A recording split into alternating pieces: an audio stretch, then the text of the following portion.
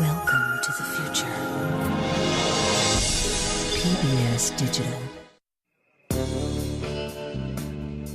125 million miles away, a traveler is taking pictures for the folks back home. Look at that! They've waited years for this moment.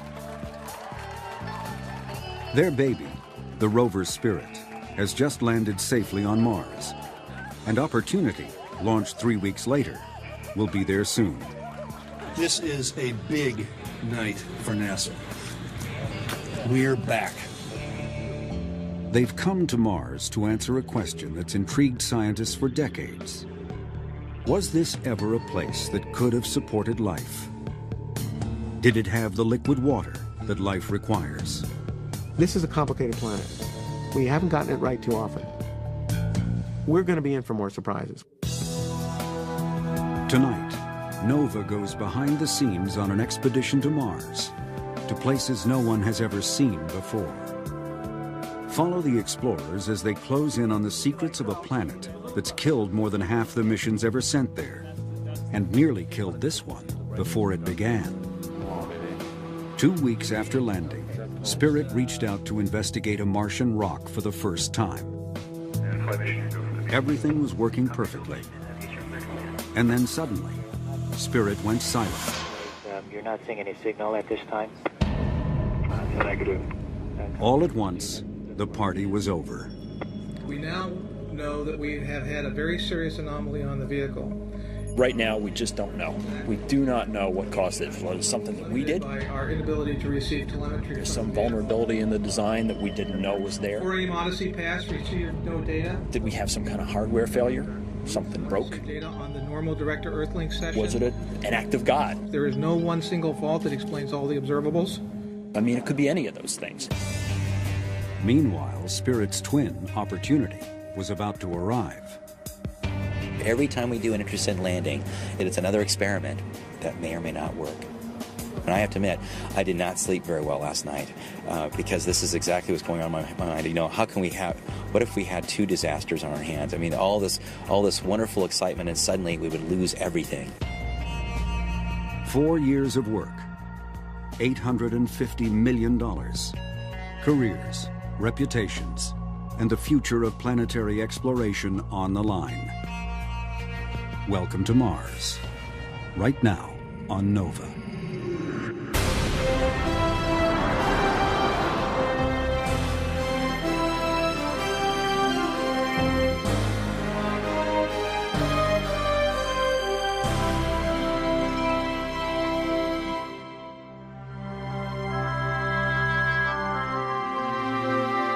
Major funding for Nova is provided by the Park Foundation, dedicated to education and quality television. Science. It's given us the framework to help make wireless communications clear. Sprint is proud to support Nova. We see one small step on Mars. Microsoft is proud to sponsor Nova for celebrating the potential in us all. And by the Corporation for Public Broadcasting, and by contributions to your PBS station from viewers like you. Thank you.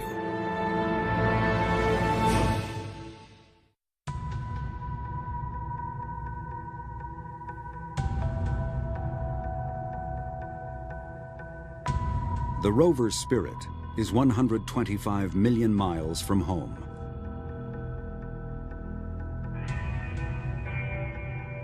Whether it's alive or dead, no one knows. At NASA's Jet Propulsion Lab, mission controllers have lost contact with their $400 million robot. The station is confirming that they're not seeing a signal at this time, but they're still looking for it. Copy that. If you give us... Spirit was about to make its first measurement of a Martian rock, when suddenly the signal dropped out. As far as my displays are concerned, I can't see anything. They're not picking up any signal. A few hours later, they heard 2 beeps in response to the question, "Are you alive?" That was yesterday. Now, they can't even get a beep. We haven't gotten a beep yet. So far, they have no idea what's wrong. Sir, at this time, I have to report that we do not see any MAR data. Okay. All they know is that they have a sick rover, a long way from home. You know, when you get these pictures back, you really feel like you're there. It feels like a walk in a summer day in the desert. But suddenly, when a vehicle stops talking to you, the vast distance between Earth and Mars feels really, really apparent, and it just terrifies you that maybe that tenuous link that you thought was so strong suddenly is broken. Until now, the mission had been a triumph for NASA and the Jet Propulsion Lab, where the rovers were built. For more than 2 weeks, everything had worked perfectly. I don't want to speculate what the team... Spirit was an international celebrity, in the news almost every day. With the risky airbag landing safely behind them, the most anxious moment came when it was time for Spirit to drive off the lander. We've got the vehicle completely deployed, ready to go, and now we're going to be sending it off onto this big first step. To put it bluntly, to screw up that step would have been a tremendous disaster. They would have preferred to drive off straight ahead, but part of the airbag was in the way. Rather than risk getting tangled up, they used the test rover in the Mars sandbox to practice a tricky move. A turn in place on the lander so they could drive off in another direction. It's like your first child. The first time through, everyone was kids gloving it and nervous at every phase because, you know, the world was watching you. Spirit was tough. Spirit was a sleepless, tough time. Charlie Tango _ Romeo 21906 decimal alpha decimal 00. Finally, it was time for Spirit to take its first big step. Is the most significant 3-meter drive in recorded history. On my mark. 3, 2, 1, mark.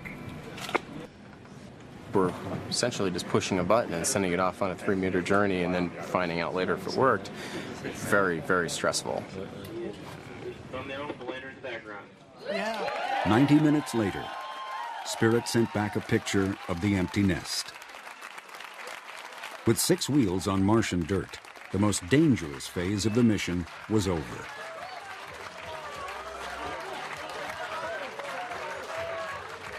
The time had come to start exploring Mars. This is what everyone had been waiting for. And then Spirit stopped talking.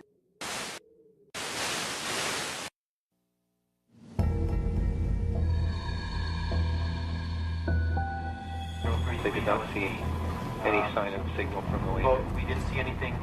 Okay, copy that. The next day, when we didn't get any communication down, there were people sitting there saying, "Oh my goodness, this thing might not ever work." And then all of a sudden, when no one was expecting it, it started sending down data. Flight station reported that they're seeing signal at 143536 on all the downlink channels. Great news. Let's see if we can look up to it. We got what appeared to be one of the messages that we really wanted to see. But as we went through it, and with the crowd of people around us, it became fairly obvious that it was just a really unfortunate piece of garbage data. We're going to look at some more, but it doesn't look promising. But even garbage is better than nothing. I was thinking, at least it's trying. So now we have a chance. Tracy Nielsen is the fault protection engineer. She helped design systems that put the rover in a safe mode when things go wrong. What they do here at JPL is they build a lot of robustness, a lot of fault protection capability, a lot of ability to keep the vehicle alive into the hardware. And what that does is it buys time. It buys time for some very smart engineers to go through the data and figure out what the hell happened. We're thinking there's a problem with the software, and so... They have lots of theories, But until they get some real data from the rover, they can't diagnose the problem. Get the same thing, so I mean, give us a minute. Copy that. Just want to understand. Thank you. There's a lot of pressure with get us the answers right now, and people 24 hours a day asking us what's going on, and we couldn't tell them anything. An hour later, they try to get Spirit to talk again. Copy that. 63. And it did start talking to us, and it was great. I mean, everything looked perfectly nominal. We were cheering. And then it sent the same data again a minute later. And then it sent the same data again. And then it sent the same data again. And then it sent the same data again. And we're like, oh, it's like Groundhog Day. No. And then the signal dropped out. Just when Spirit seems to have lost its mind completely, it calls home again. Fault monitors, 72 monitors. And finally, there's some useful information. Spirit's computer has tried to reboot 66 times in the past 2 days. Copy that. When a computer crashes on Earth, you can press the reset button and start over. But when Spirit crashes, there's no one there to press the button. So it's programmed to reboot itself. And that's what it's been doing, over and over for 2 days, without shutting down at night to conserve its batteries. So when it's supposed to be asleep, the thing was awake for hours, thrashing around, doing we don't know what during the night. And the battery is getting, the power system is getting pulled down lower and lower and lower. The vehicle is not designed for some of the things that it was going through. Sure, clear to command. Copy flight, radiation on my mark. 3. They send a command to shut down, but it doesn't work. I wasn't even sure if we were going to make it. We didn't seem to be making progress in getting control of the rover, and if the battery just kept going down, we could have lost it. As night approaches, the unhinged rover is still wide awake. The automatic fault protection should shut things down before the power system is damaged. But it may not work in this crippled condition. With the rover on the dark side of Mars, the next chance for contact is 19 hours away, if Spirit survives the night. Work continues at JPL, searching for a common thread that links all the problems they've seen. Change the ball, how fast we're putting data in the pipe. Everyone could use some sleep. They settle for pizza. I went one day where I went 27 hours here at work. There's always one more thing to look up, one more thing to check. So even if you do go home, you can't really sleep.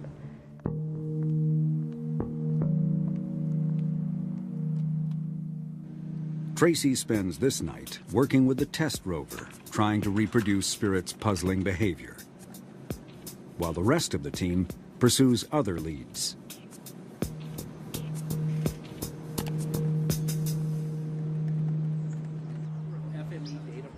By morning, they have a suspect. The flash memory, Spirit's equivalent of a hard drive, where the computer stores data when the power is off. And as it turned out, there was a way, which we'd used in test, to isolate flash memory and keep it out of the picture altogether. Flight mission, your go. Still not knowing if Spirit survived the night, they send the command to restart without the flash memory.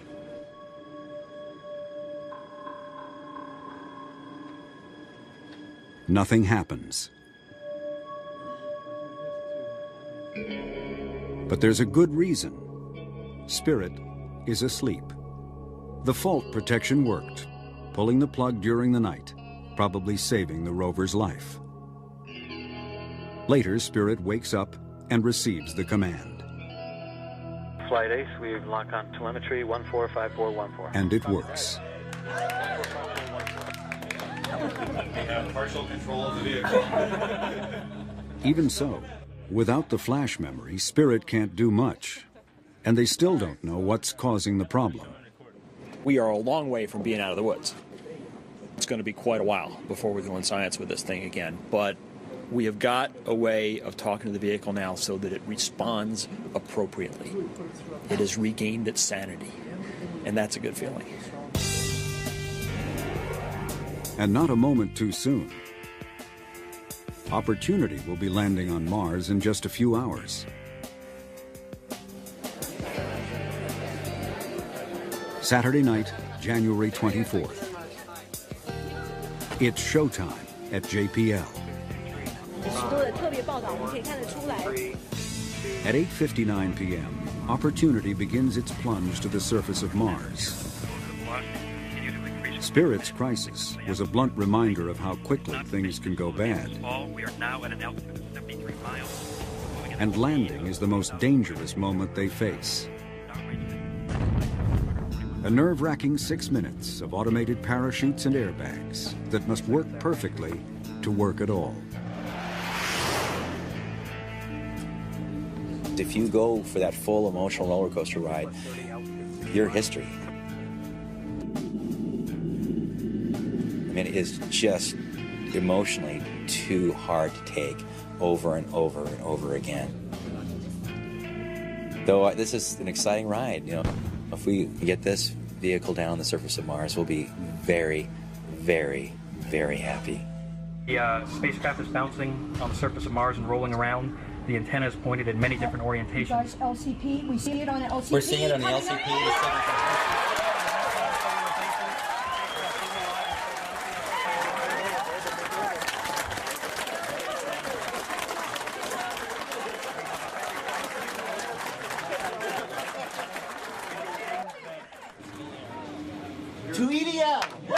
The landing team is feeling especially good tonight.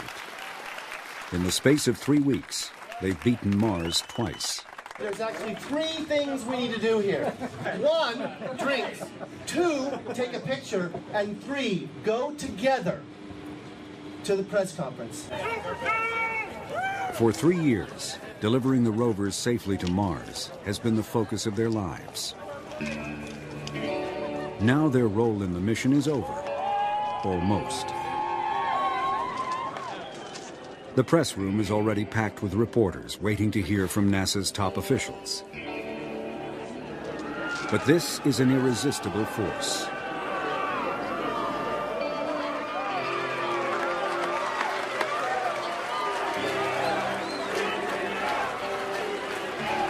These engineers are now the world's leading experts at landing on Mars. Many of them are already at work on future missions. But this one will be hard to top. All of us on the EDL team acknowledge that this is the greatest experience of our professional lives. So there's a lot of separation anxiety. That's what we're talking about. You know, how can anything match this? To the Mars Exploration Rover team, the best in the world.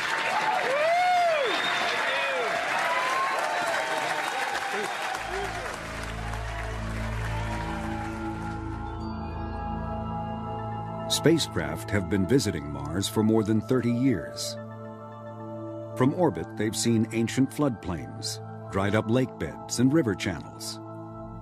Strong evidence that this now cold, dry planet was once bathed in liquid water, the essential ingredient of life. Recently, scientists have found life on Earth in places they never thought possible before. Miles deep underground, beneath Antarctic ice, even in boiling water by deep-sea volcanoes, living on the chemical energy of sulfur instead of sunlight. Wherever they look, if there's liquid water, there's life.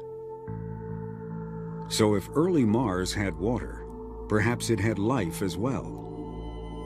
But so far, attempts to find it have failed. And so have attempts to find proof that Mars really was wet. The evidence that we should find, we don't find. We don't find the minerals that would suggest that there was lots of water around on Mars long ago. However, we do find the channels. So there's a contradiction. There's a question, what's going on this planet which has part of the evidence, but not all of the evidence?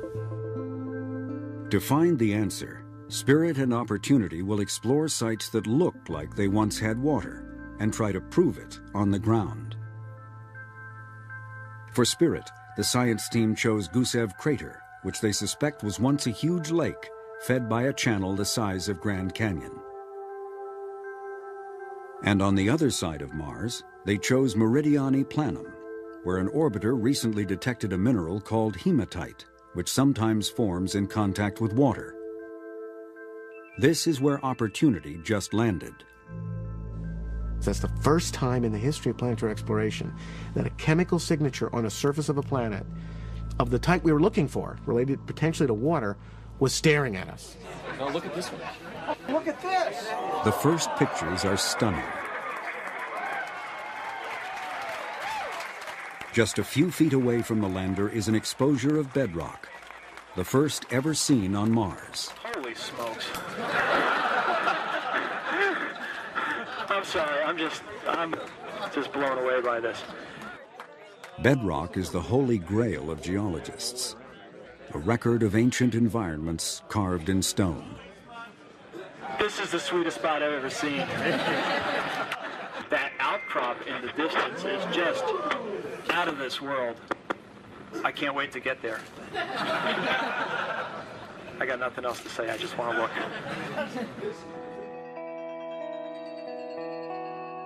When the full image arrives, they realize that Opportunity hit a cosmic hole-in-one, landing in a shallow crater. We got lucky. I mean, we just got damn lucky. You know, Tiger Woods couldn't do this. We just went right into it. And so we're lying in the bottom of this crater, and the beauty of that is that the crater walls expose materials that we wouldn't otherwise see. I mean, there's this wonderful rock outcrop here. And if we were out driving on the plains, this stuff could be a meter beneath our wheels, and we'd never know it was there. Instead, because we fell in this crater, there it is.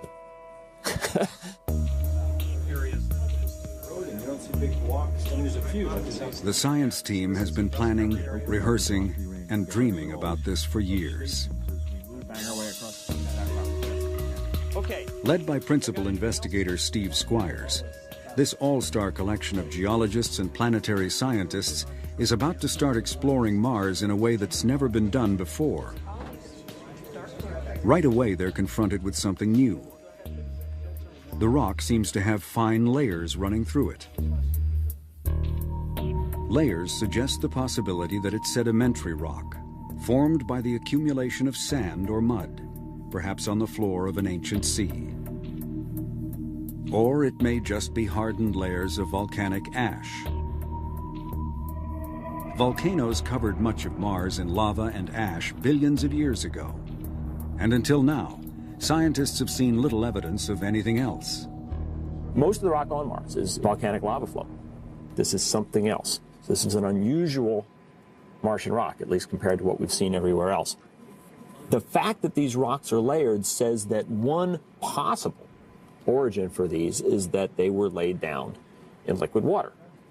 We do not know what's going on here, but the beauty of it is we have preserved in front of us a record that will answer that, and we have on our rover a toolkit of gizmos that will tell us that answer. A week later, Opportunity rolls off the lander. They look for the hematite, the water-related mineral that drew them here in the first place. The infrared spectrometer, called Mini-TESS, can identify minerals according to how they absorb and radiate heat. A false color image shows lots of hematite in the red and orange areas, and very little where it's blue and green. The areas with the least are where the airbags left their imprints. Then, with the microscopic imager on the robotic arm, they take a series of extreme close-ups of the soil and find another puzzle. Tiny spheres the size of BBs litter the ground. A short drive forward brings the rover close to the outcrop. Another image, with the color tweaked to distinguish different materials, reveals more spheres. And more close-ups show them eroding out of the rock. Embedded in this outcrop, like blueberries in a muffin, are these little spherical things. and they're really, really round, and we're trying to figure out what they are. Just a few days into the mission, Opportunity has turned up evidence of something. But exactly what remains to be seen. It's like a mystery novel, okay? You know, you read a mystery novel and you get fed these clues. And we're trying to piece these clues together. And right now we got a partial story, and it's, I don't know how it's going to come out. Spirit is ready to get back in the game. The engineers found that the problem was simply too many old files in the flash memory. I'm sure Opportunity is thankful to Spirit for finding this problem, because they would have been there in about a week, you know, and we would have 2 rovers with, 15 stalls of debug. When they're sure that nothing else is wrong, they delete the old files, pronounce Spirit cured, and chalk it up to growing pains. The Spirit rover always seems to have been a bit of the trouble child.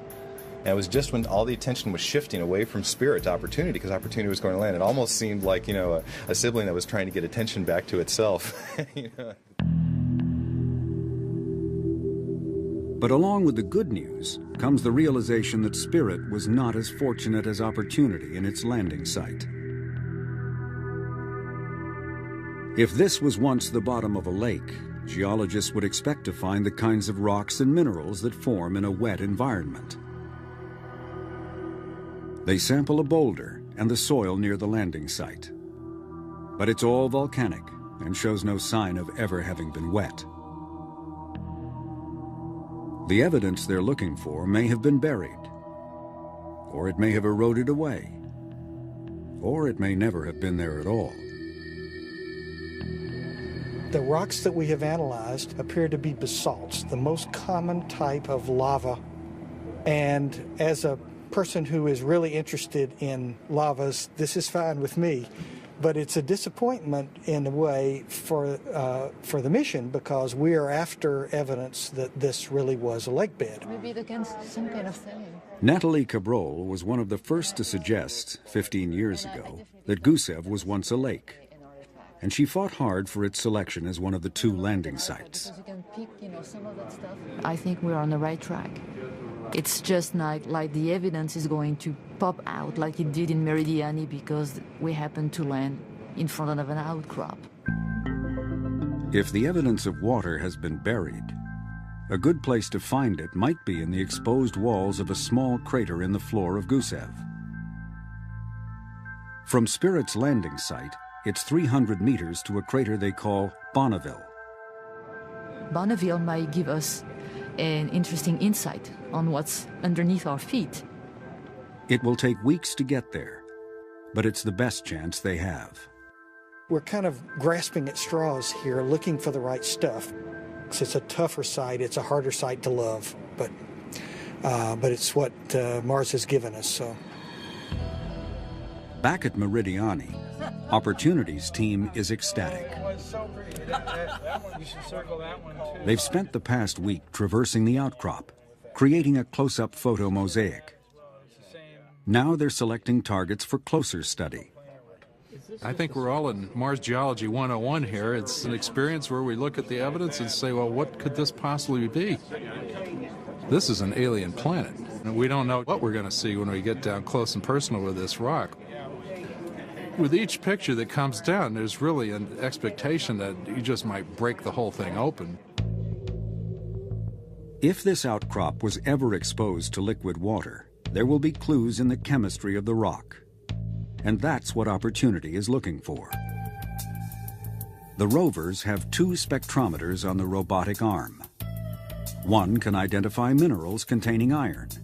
The other sees chemical elements. Both work by bombarding the target with radiation and reading the signal of what bounces back. Every element and every mineral has a unique signature. So far, the instruments have seen a lot of sulfur, a common chemical element in volcanic gas. If the gas mixes with water, it can make sulfuric acid, and that can react with certain rocks to produce mineral salts called sulfates. A lot of sulfates in this rock would be evidence of water. But the sulfur seen by the instruments may be just a thin coating on the surface. The only way to tell for sure what the rock is made of is to get a clean look inside. And the rovers have a special tool for that purpose, the rock abrasion tool, or RAT. But the man in charge of the RAT is worried. I thought that before landing we had roughly been able to approximate anything that Mars was going to throw at us. Of course, what I neglected to think about was a rock that would be spitting out blueberries. What we're afraid of happening is that we're going to dislodge one of the spherules, and that it's going to be like a pinball machine between the RAT and the surface of the rock. And this could be something that causes us some problems. Oh my God. Squires thinks they're onto something big. But what are we dealing with here? I mean, this rock. Steve Gorovan's team spent years developing the RAT. This does not look volcanic. This is not basalt. There's not too many other things left. Now the mission is riding on it. Well, we're going to get to the bottom of it, so... Yeah, exactly. Literally. And it's you who got to do it. Okay. I will. The science team selects a piece of the outcrop called El Capitan for Opportunity's first RAT. Squires shows the rover driver the area where they want to work. Then the driver builds a set of commands that will tell Opportunity exactly how to get there. Incredibly, considering that the rover is on Mars, he'll get it to within a few centimeters of the desired spot. Meanwhile, Gorovan has blueberries on his mind. He picks a spot to RAT that looks berry-free on a full-size image. But when the close-ups arrive, he gets an unpleasant surprise. More blueberries. Look at this. You cannot see this berry in the place that we looked at. You just can't see it. You got it properly registered with the PanCam? You know where you are? I did not see those spherules in the PanCam.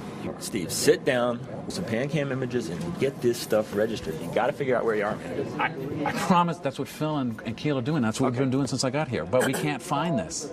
We're not at the edge. It's obviously there. We'll solve it. Solve it. Solve it by the science. Hey, we get paid. We'll solve it. Every day on Mars brings new problems, and they have to be solved quickly. The rovers wake themselves up each morning when the sun hits their solar panels, at which point they're ready to receive instructions for the day. But they're on opposite sides of the planet, so as day begins for one, it ends for the other. That means round-the-clock operations for two science and engineering teams, trying to take advantage of every waking moment for each rover. And there's another problem. The Earth day is 24 hours long. But the Martian Sol is 24 hours and 40 minutes. Every day the rovers wake up 40 minutes later. And to stay in sync, the people on Earth must do the same. So if the day starts at 7:30 on Monday morning, on Tuesday it's 8:10. On Wednesday, 8:50. This way, it's better. A week later, it's 2:10 in the afternoon. And so on, marching relentlessly around the clock, until everyone is in a state of permanent Martian jet lag.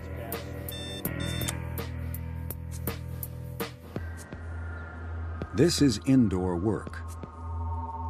Earth days and nights are blocked out. Diets tend to suffer. The primary food group is ice cream. It's trouble. There's no doubt about it. It's definitely trouble. There's an excess of cookie dough peace pops consumed by this organization. Mars time is especially tough on families. Cindy Oda is on the communications team. Her husband, Jeff Bizadecki, is a rover planner. Their work schedules change every day. But their two little girls, ages 3 and 5, live strictly on Earth time. It still gets very confusing. Like, we're always trying to look at our schedule, trying to figure out what time exactly that we work and do we overlap, and also to coordinate with our children's schedules. You know, there's pickup time, their drop-off time, music class, and their swimming classes, and the, you know, ballerina class. If we didn't have any Earth time at all, it would make things a lot easier. It's the salt. This is 5 millimeters. It's even tougher for those who try to keep up with both rovers. They're both exciting. I like to go back and forth between the two.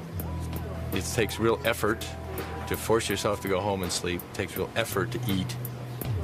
But yet you don't want to miss anything. You don't want to say, oh my gosh, if I go home for a week, I'll come back and they will have figured it all out. Yeah, we gotta go to this place and beat the hell out of it. Each day is a race to absorb the new data coming down, and then while the rover sleeps, to prepare a plan for the next sol that's ready to uplink the moment the rover wakes up in the morning. No one knows how long the rovers will survive, so every minute counts. At Meridiani, the pressure is on to choose a spot to rat on El Capitan. That spot for ratting has to be chosen now. And I mean literally in the next, it should be chosen in the next, hour. What is this rock? That's McKittrick. Finally, his team picks a spot that looks safe. You guys got to stay with me and do the uplink priority. Then they build a step-by-step sequence for the rat grind. McKittrick Base and James Berry. The plan gets worked over again by the full team, balancing science priorities with what the rover can handle. Every sol, every move they make on Mars goes through this same process. The engineers take the science plan and turn it into a string of commands the rover can understand. And by the time Opportunity wakes up in the morning, the command sequence is ready. Twisted knot in the stomach mode, first time using all. In mission control, they'll have one last chance to check the rat's position before giving the final go-ahead to start grinding. And now the fun begins. If the rat is not correctly placed, it could malfunction. It's precision work. And on Earth, all they can see is a still picture and numbers on a screen. This, I can't stand this. I wish it was over. That's good. Contact switch is tripped. As far as they know, the rat is ready to go. Are you ready to give a formal go for the rat sequence, Master? Yes, I think we are. More definitive. We'll go to rat. Go to rat. I like that. Okay. You are clear to command. On my mark, 3, 2, 1, mark. The rat has been engaged. This is a childhood dream to be involved in a mission like this. I mean, literally a childhood dream. I feel highly responsible for this important little episode here. I don't care if we find chili under there. I don't care. I just want to make that thing work. That evening, it's time for Opportunity to send back pictures of what it accomplished. And it does. Right. Damn. Bring them up. Eric. It's a low-res close-up of the ratted hole coming in from Mars. That is all the way through there. Look at that texture. Oh, baby. Yeah. Oh, yeah. I'll take it. Yes. You see that hole? I heard the fall. Oh, man. Oh, this is huge. This is huge. It's beautiful, man. You did it. Okay, well, next stop, Guadalupe. It's the most important hole we've ever dug. Now the spectrometers have a clean view inside the rock. What they see could clinch the water story, but it will take a few more sols to find out.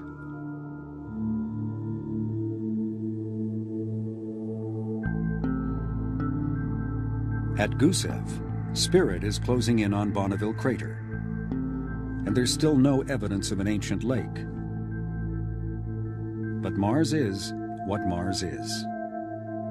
I happen to really like the Gusev site because it's working class Mars. You know, it's the 98% of Mars. We went thinking we might find a lake, but what we're finding is lavas and dust and craters and impact processes and the winds blowing for eons. That is probably most of Mars. Gusev is just good solid down-home Mars. That could change when they see what's over the rim of Bonneville Crater.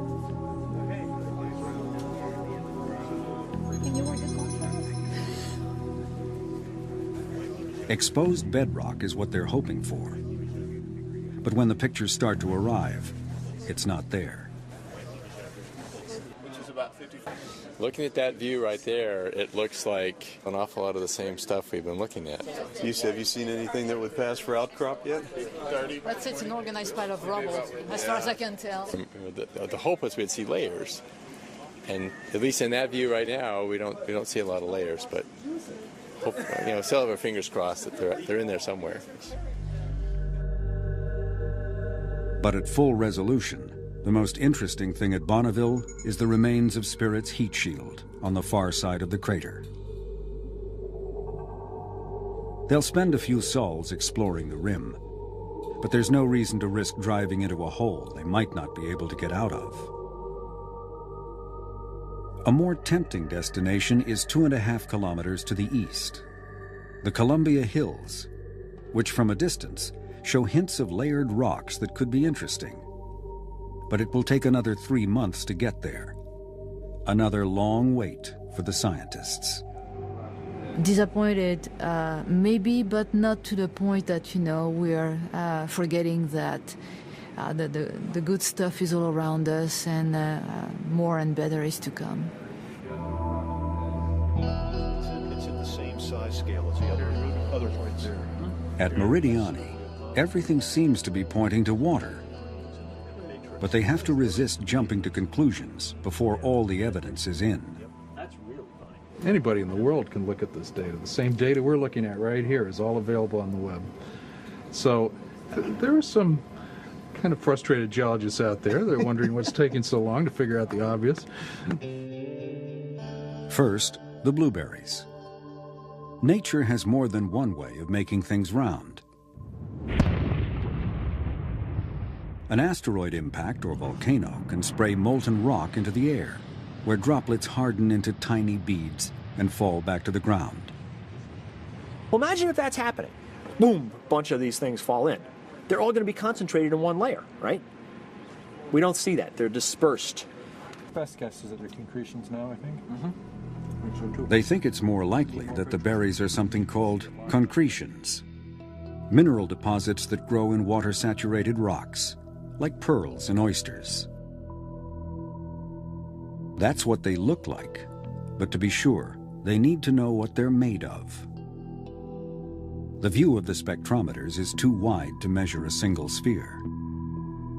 So they zero in on a cluster where the view is mostly blueberries, and what they see is the signature of hematite, the water-related mineral that drew them to Meridiani in the first place. Concretions made of hematite are common on Earth. In southern Utah, they weather out of bedrock and cover the ground, just as they do on Mars. The hematite in the Martian blueberries is solid evidence that they are, in fact, concretions. This alone would make a strong case for water. But then comes the clincher. The long-awaited spectrometer data from the rat hole on El Capitan. I think so, huh? The instruments say that the rock is as much as 40% sulfate salts. That's beautiful, man. It's so different from anything we've seen before. That's great. There's no doubt what this means. The only plausible explanation for that much salt in one place is that it dissolved in water first, and then the water evaporated. If you tasted this thing, you'd taste the salt. It's a very, very salt-rich rock. It looks like what geologists call an evaporite deposit. Evaporites form when you have liquid water with lots of stuff dissolved in it, and the water evaporates away and it leaves stuff behind. So salt flats. Go to the Great Salt Lake. Go to any place where you've evaporated away seawater, and you will find these salt beds. There's an awful lot of sulfate salt in this rock, and that's very, very hard to explain away other than water having been massively involved in creating this stuff. One last piece of evidence would be familiar to anyone who's ever walked on the beach at low tide. Ripples created by the flow of water over loose sand. Over long periods of time, rippled sediments can build up and harden into stone. The water is gone, but the ripples are still there in the layered rock at Meridiani. Where the water came from is still unknown. But one possibility is that it came from below, as groundwater laced with sulfuric acid, percolating up through the volcanic bedrock, leaching out elements like iron, creating a broth of dissolved salts. At times, the water would flood the surface, forming shallow lakes or seas that would last for a while and then evaporate, leaving a crust of the dissolved sulfate salts behind. This may have happened repeatedly, building up a thick deposit of salty rocks over time. The hematite blueberries would have grown within these rocks while they were saturated with water. Now the water is gone, and the rock is eroding away, leaving the harder berries behind. So we think we're parked on what was once the shore of a salty sea on Mars. That's pretty cool. 2 months into the mission, NASA is ready to tell the world what's been found. The first proof of liquid water on another planet. Opportunity's latest science returns from Mars have profound implications for future exploration. That's going to be the topic. For centuries, people have wondered whether there was ever life on Mars. Shallow, salty sea. Now we've found one place, at least, where life had a chance. We know that there was standing water there sometimes, but not all the time, for at the very least thousands of years. We also know that the planetary surface was dominated by the chemistry of sulfur. Does life live in that kind of environment on Earth? Absolutely. There are microbes on Earth that thrive in sulfuric acid, and many species that use sulfur compounds as their source of energy. If life were present on Mars 3.5 billion years ago, very likely some of that life could have figured out a way to tolerate the environment at Meridiani. Whether or not there was life present to take advantage of those conditions is still an unsolved question. If life was there, the evidence is likely to be preserved in the kinds of minerals that formed at Meridiani. But to find it may take instruments more sophisticated than any that can currently be sent to Mars. So in 2013, NASA hopes to bring a few well-chosen rocks back to Earth. Between now and then, a series of new missions will make sure they choose the best possible rocks when the time comes. Our strategy is to understand the big Mars, so when we look for life, we're not misled. Let's take this finding, Meridiani, and let's extrapolate it across the planet. Where else on Mars does it look like that? Is this the Holy Grail place to go look for life? Maybe there's better places. So we've got, for the first time, clear-cut direction. They were expected to last just 90 Martian sols. But months later, the rovers are still at work. Opportunity climbs out of Eagle Crater and takes in the view. Billions of blueberries, formed in rocks that have long since eroded away. And on the horizon, the rim of a much larger crater called Endurance, where the water story of Meridiani takes on a new dimension. Exposed in the walls of this stadium-sized crater are massive outcrops of layered rocks. Salt-rich rocks like those in Eagle Crater, but a much deeper slice of Martian history. There's meters of sulfates here. Okay, so a lot of water has to have gone away to leave that much salt behind. It's much more than we thought we were dealing with before. Opportunity spent 6 months inside Endurance Crater, working out the details of the water story at Meridiani, which may span hundreds of thousands, if not millions of years.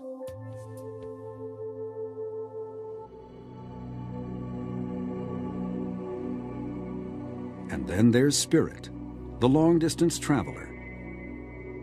On Sol 156, it's at the base of the Columbia Hills. 70 meters up is an outcrop of bedrock, the first they've seen in Gusev Crater. But it will be a tough climb. This is one beat-up vehicle. This thing has traveled for 3 kilometers. It's coated with dust. We got a gimpy wheel. You know, that front right wheel is hurting. If it was a fresh vehicle, I'd say, yeah, we could climb this hill. As it is, it's going to be a struggle. A month later, Spirit has beaten the odds and become the first mountain climber on Mars. And it's here that the rover finally gets lucky. Orbital maps suggest this bedrock is older than the floor of Gusev Crater, and possibly older than any lake it may once have held. But the instruments detect goethite, an iron mineral that can form only in the presence of water. This may prove to be a different water story than the one Spirit was looking for. In any case, it will add a new dimension to our picture of Mars. At Gusev, we get 2 different pictures. The rocks in the Columbia Hills can tell us something about very early events in Martian history. They also tell us that in the last 3 billion years or so, not much has happened. It's been cold, it's been dry, it's been quiet. Meridiani, wonderfully enough, fits into the interval between those things. So the whole history of Mars isn't this place or that place. They both show us a real Mars at different times in its history. Days grow short as the Martian winter closes in. Solar energy fades, and the rovers are slowly starved for power. How much longer they'll last, no one knows. International Space Station. The Bush administration announced in 2004 the Constellation Program. On the moon. A plan that would return Americans to the moon by 2020. But the program was never fully funded and was eventually cancelled.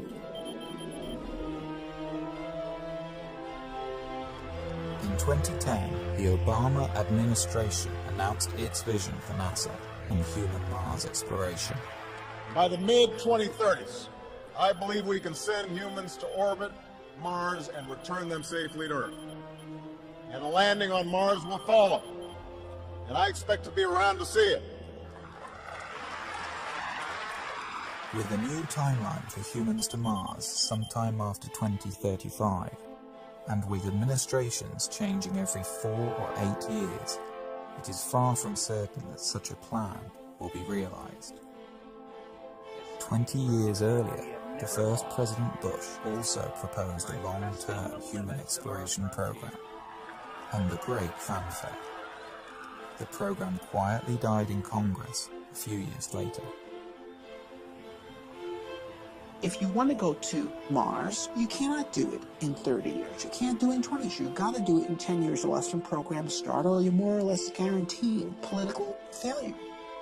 To date, only the Apollo Moon program, which was announced in 1961 and had men on the moon 8 years later, has succeeded in getting astronauts beyond low Earth orbit.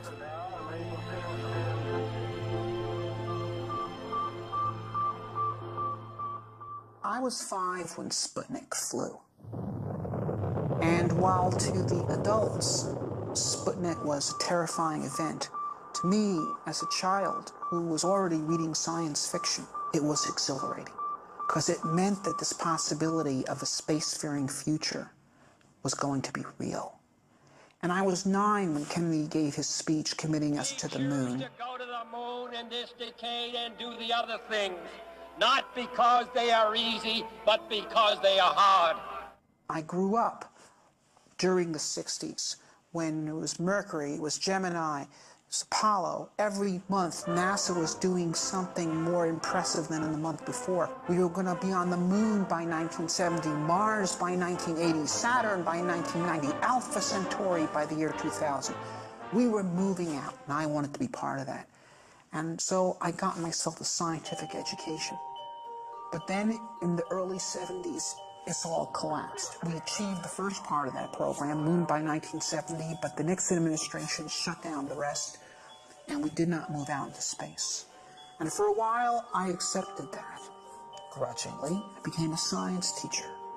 But then in the early 80s, something hit me, and I said, I'm not going to accept myself doing less than what I had dreamed of doing when I was a boy. Zubrin went back to graduate school, getting advanced degrees in engineering and aerospace.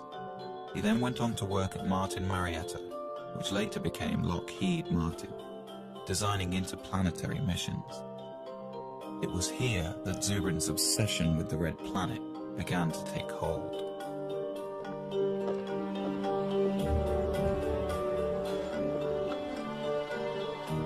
While at Martin in the 1990s, Zubrin and his colleagues developed a plan for sending humans to Mars that changed NASA's thinking on the issue. But the plan has languished on the drawing boards ever since. Now, as president of the Mars Society, Zubrin is at center stage in the debate over the future of manned spaceflight. Known as a smart, visionary scientist, he has authored several books on exploring space, and is the self-appointed spokesman for the possibility of colonizing Mars. Mars is where the future is. Mars is the closest planet to the Earth that has on it all the resources needed to support life and therefore technological civilization. It has water, it has carbon, it has nitrogens, it has a 24-hour day, it has a complex geological history that has created mineral ore, it has sources of geothermal energy. Mars is a place we can settle.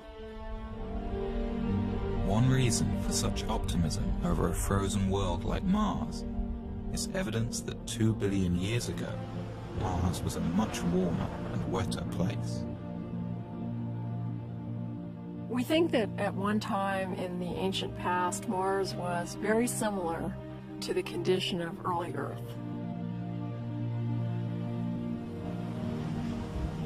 This Martian warm age lasted for over 1 billion years and could have been a suitable environment for the development of life. If we go to Mars and find evidence of a second Genesis on Mars, I think we can conclude that the universe is full of life. We can probably conclude that on some planets that life evolves to more complex forms, and I think we'd be reasonable to conclude that intelligence could also emerge on some planets as well. It really does answer the question, are we alone? And that, to me, is a question that transcends science. It's a philosophical, societal, as well as scientific question. To me, that's the big prize. That's why Mars is interesting. That's why human exploration makes sense.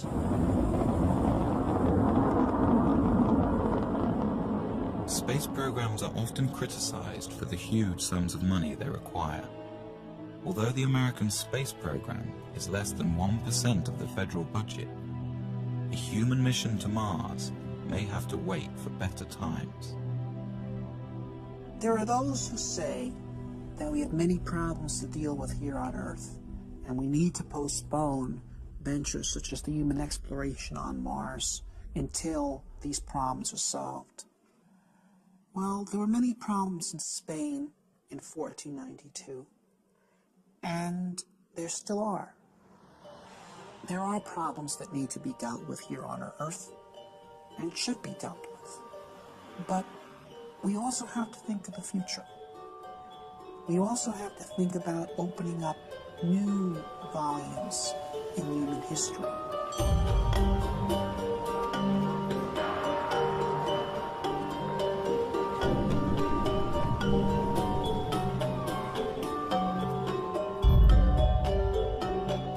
I believe that it's essential for a positive human future that humanity expand into space.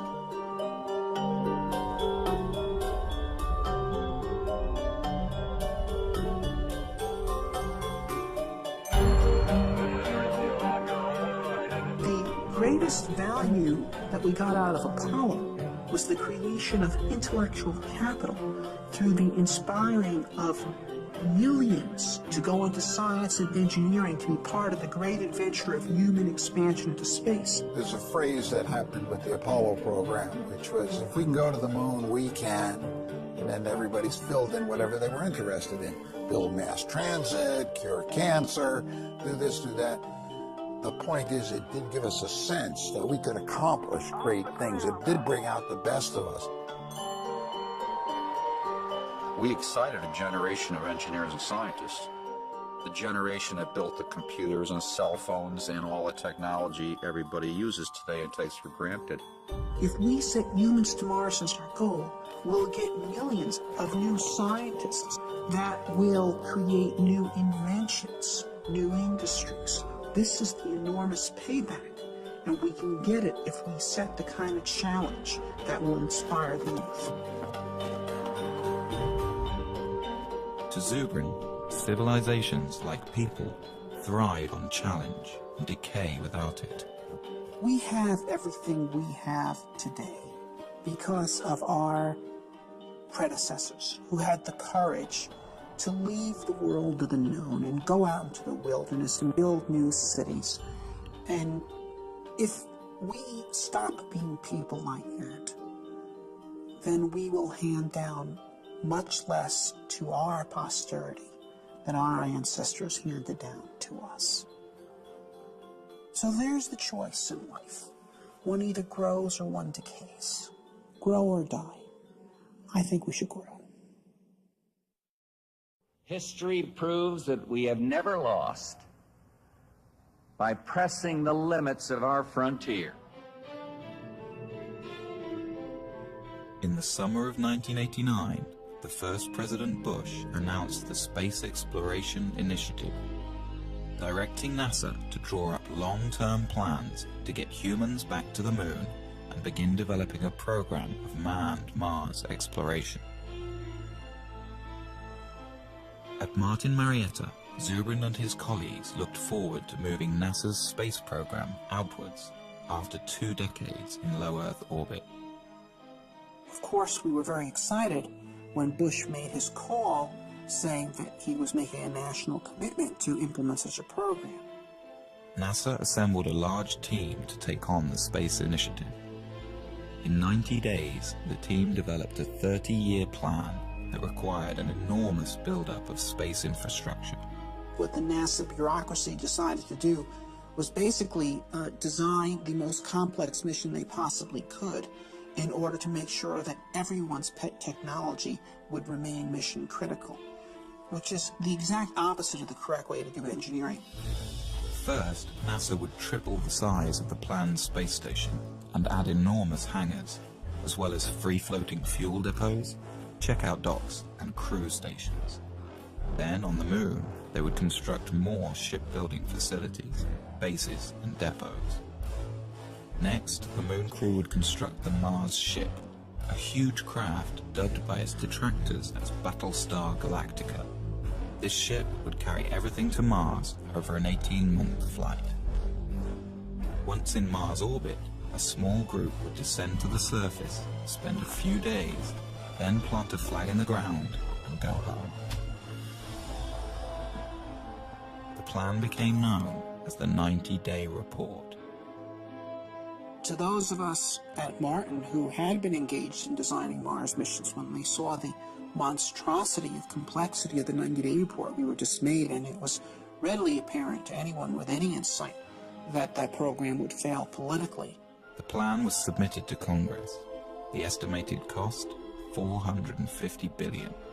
The legislators went into sticker shock. This would have been the single most expensive program for the United States since World War II.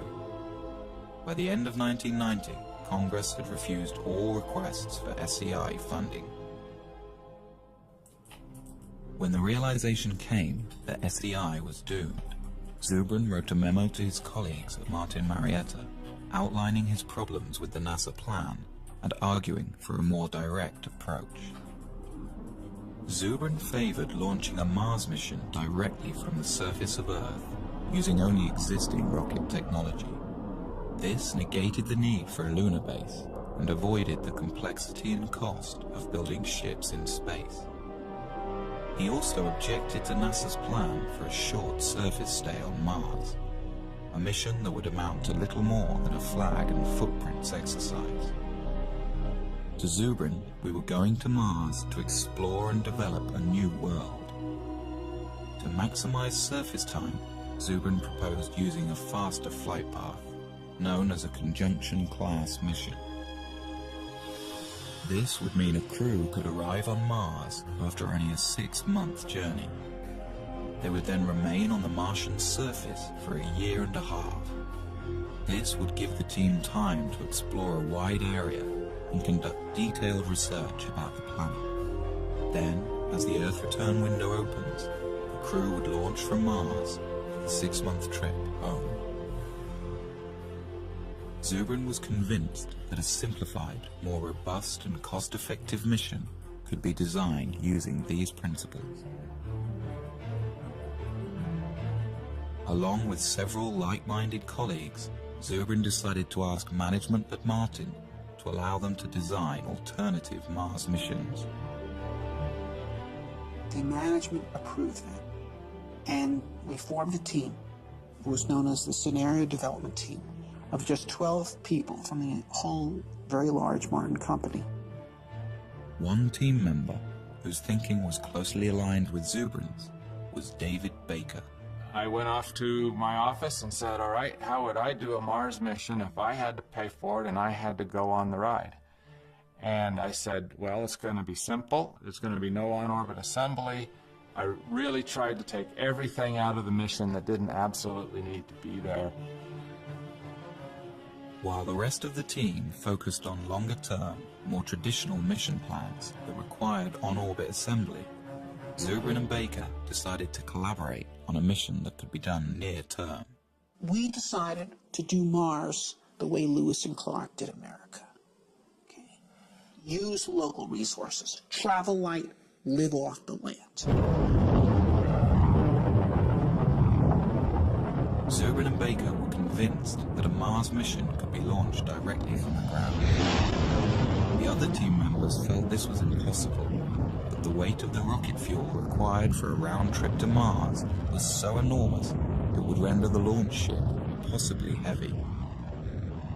To solve this problem, Zubrin was exploring a radical idea that had been kicked around the aerospace industry since the 1970s.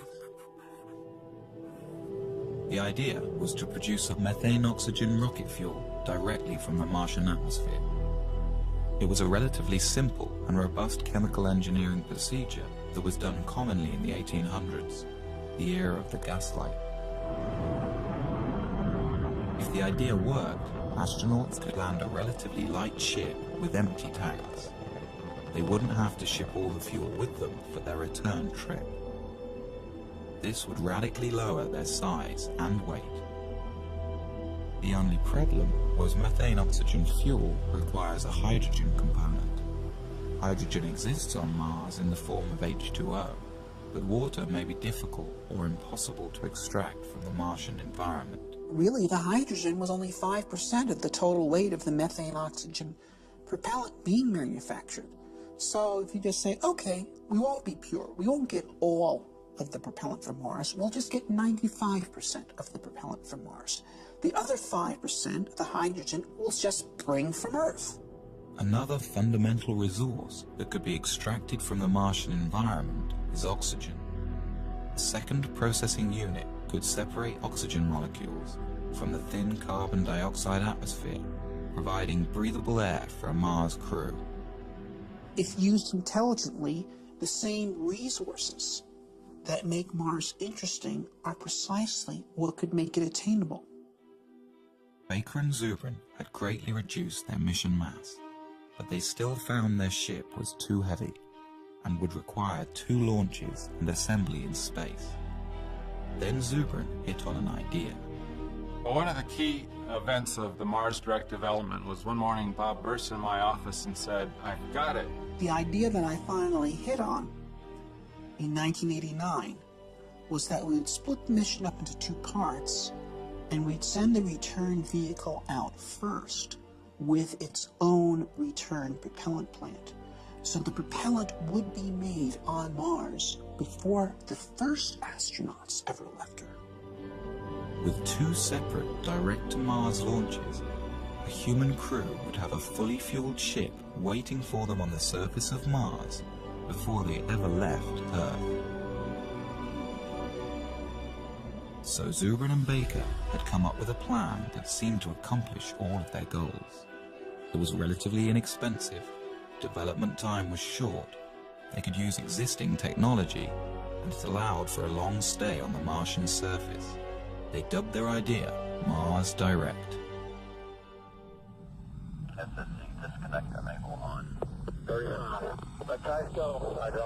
Aboard an Ares rocket is the Earth Return Vehicle, or ERV. No one is aboard this ship. It will pave the way for the astronauts who, years later, will use the ERV to return to Earth. 1.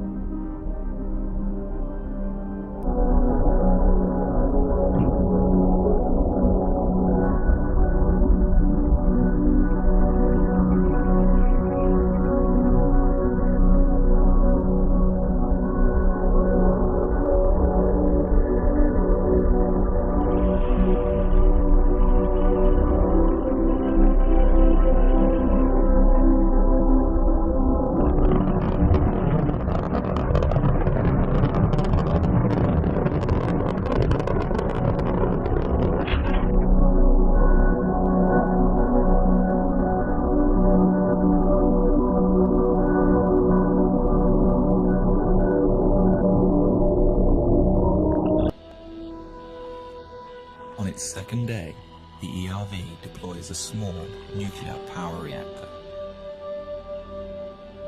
The reactor powers a chemical plant inside the ERV.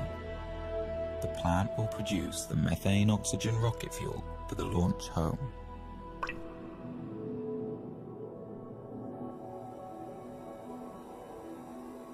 Nearby, a second robotic rover is guided to a pre-picked landing site for the human crew.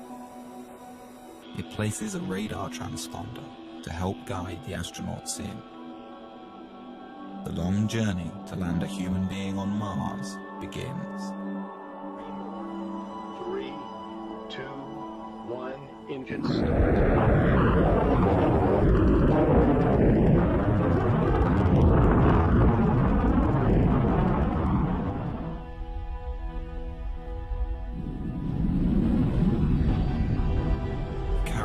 Most skillfully assembled flight team in history, 4 astronauts begin their 2.5-year mission to the Red Planet. This will be the first time a human has gone beyond the Earth-Moon system, 250 million miles farther than any person has ever been.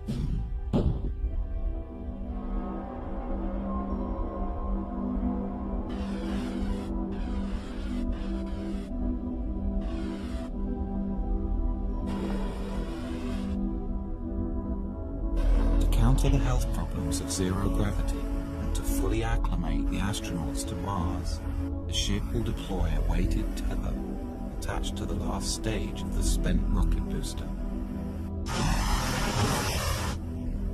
By thrusting the ship into a rotational spin, the counterweight of the rocket will create centrifugal force and thus artificial gravity.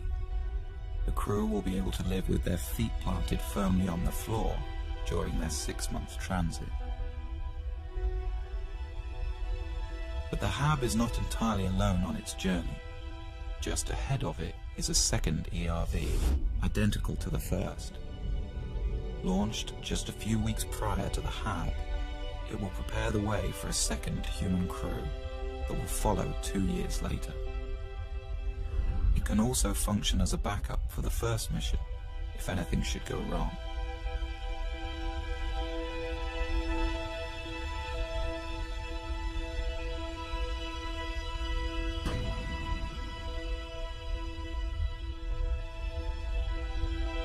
On the 6th month of the flight, the crew will gaze upon an alien world. This is the new frontier.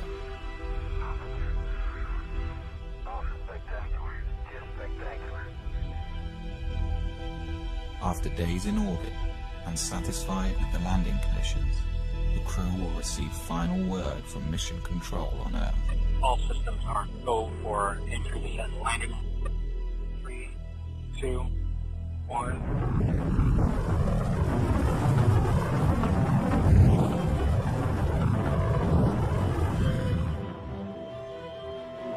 It will be a tense 40 minutes before people back on Earth get the signal from Mars and know if everything has gone well.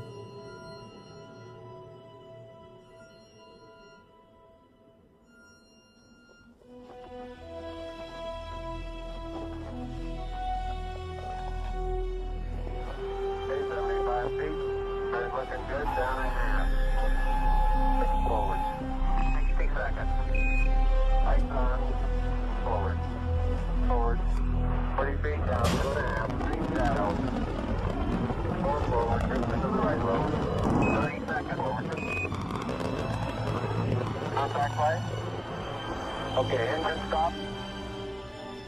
We're seeing it on the altitude. We're on Mars, everybody.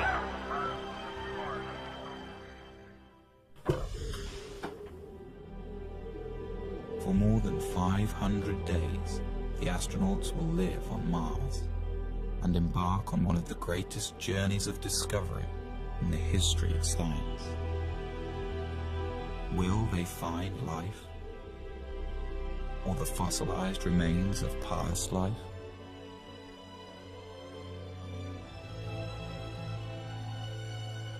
Such a discovery could tell us whether our solar system has seen more than one Genesis, and answer the ultimate question: are we alone?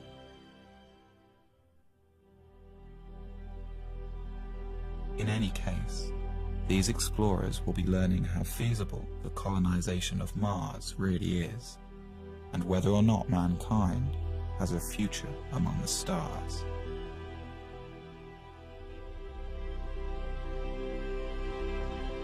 Then, when the time comes and the window for Earth return opens, the crew will climb into their Earth return vehicle and head home.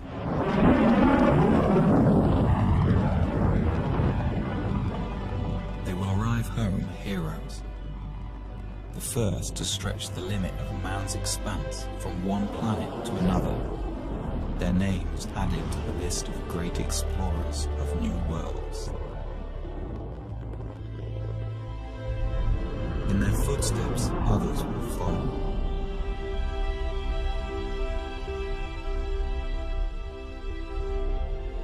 What began as a trickle is free to rise into a deluge of humankind, sweeping over a once barren land and transforming it into a viable new world.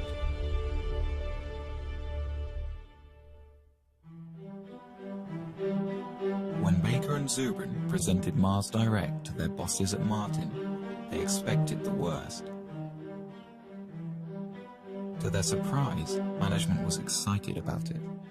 They liked the fact that everything needed was relatively simple and near-term. As time went on, Martin Marietta embraced Mars Direct as their creation and put Bob and I on an airplane to several NASA centers to present Mars Direct and try to build some momentum for it. Baker and Zubrin flew to the Marshall Space Flight Center in Huntsville, Alabama. This had been one of the original design hubs for the Apollo moon landings, but recently many of the engineers had become demoralized by the failure of NASA's SEI program. Tag team style, Baker and Zubrin presented their alternative mission architecture. The response was thrilling. The old-school Apollo crowd embraced it. This was a plan that actually made sense and was within reach. Baker and I gave a number of briefings. The first was at the Marshall Space Flight Center. Next was at Johnson. These people were incredibly excited. Over the next few weeks, Zubrin and Baker were flown around the country, pitching to all branches of NASA. And everywhere they went, the response was electric. The plan was standing up to scrutiny, and groups all over NASA were converting to Mars Direct. Their tour culminated in a public presentation to the National Space Society. The crowd gave the two aerospace engineers a standing ovation.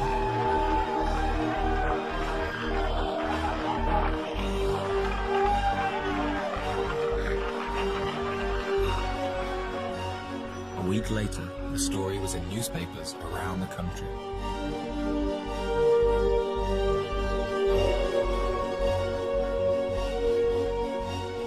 But a counterattack was beginning to form within NASA. The space station teams and many in the advanced propulsion groups were against the idea. Since Mars Direct didn't need their programs, they felt under threat. As quickly as doors opened for Zubrin and Baker, they began to close. NASA didn't want to pursue a Mars mission at that time. They didn't want to be derailed by a bunch of Mars fanatics that thought that their idea of what NASA should do should overwhelm what NASA thought NASA should do. What we did in Mars Direct was literally come up with the leanest solution, the one that involved the least spending on an assortment of technologies and infrastructural elements, including, for example, we made no use whatsoever of the International Space Station. And so people involved in all those programs were very upset because we were showing that you could go to Mars without their program being required. They felt that we were de-justifying. The NASA administration rejected Mars Direct. The two engineers were outsiders again. But Zubrin remained determined. Bob had grabbed hold of it, and I could see that it was his, and no matter what I did, he was going to do what he was going to do, and he was going to be a proponent for it and push it. And I really saw my role sort of evaporate. It's a little bit like being a dim planet next to a bright star around him in terms of his enthusiasm, and you really can't compete with that. All you can do is decide how you're going to deal with it. By February 1991, Baker quit Martin to start his own firm. Zubrin battled on. For the next year and a half, Zubrin tried to get NASA to pay attention, giving speeches, writing papers, but Mars Direct's time seemed to have passed.